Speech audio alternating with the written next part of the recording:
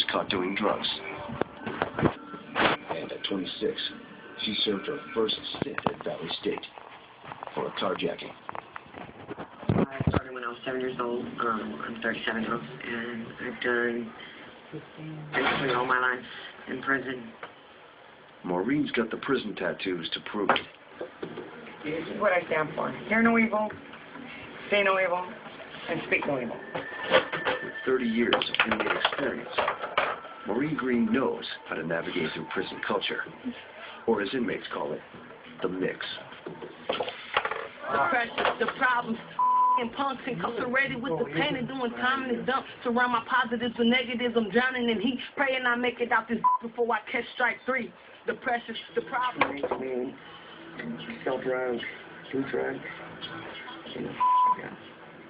Coming in and out of the system, never known, you know. A few inmates talk openly about the mix, but Maureen's in an unusual situation.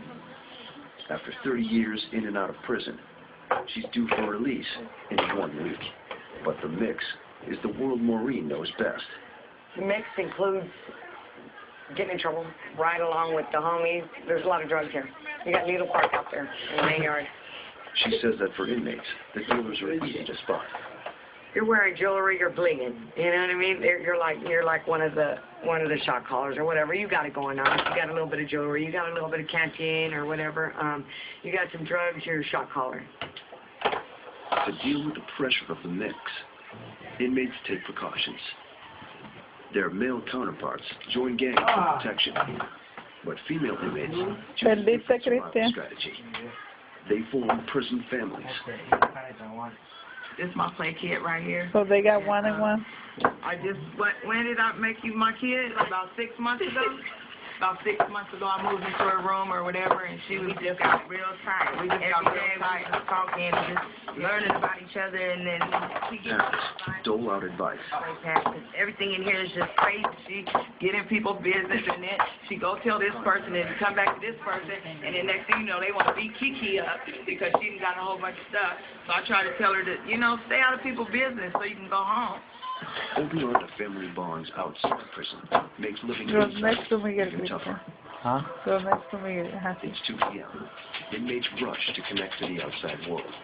I have a collect call from an inmate at Valley State Prison for Women in California. Your call is being connected. On the street, Crystal McLaughlin is a young mom of 2 kids. In prison, she's an inmate convicted of second-degree burglary and drug dealing. Methamphetamine was my drug of choice, and I've been on that for a long time. Not only did I use it, I sold it. It wasn't part of my life.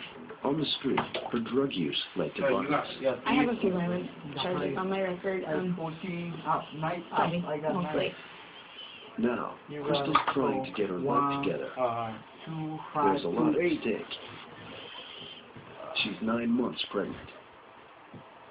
California sentences women for their crimes, pregnant or not.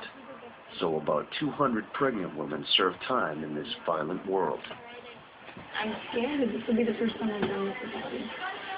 But I love you. I love you too. Be good and kiss my girls for me, okay? I sure will. Crystal hopes baby number 3 will be healthy, but there's no way to be sure. She was using meth in her first trimester. Then she got busted. When I first got pregnant, I was under the influence of drugs. I had been using drugs for a long period of time, and I found out I was pregnant. I actually slowed down and then quit. Crystal's not alone.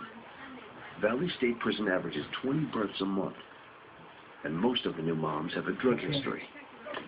With drugs come violence, and pregnant inmates fair game. Oh no, being pregnant in here is really nothing. The favorite part in here is your face ain't pregnant.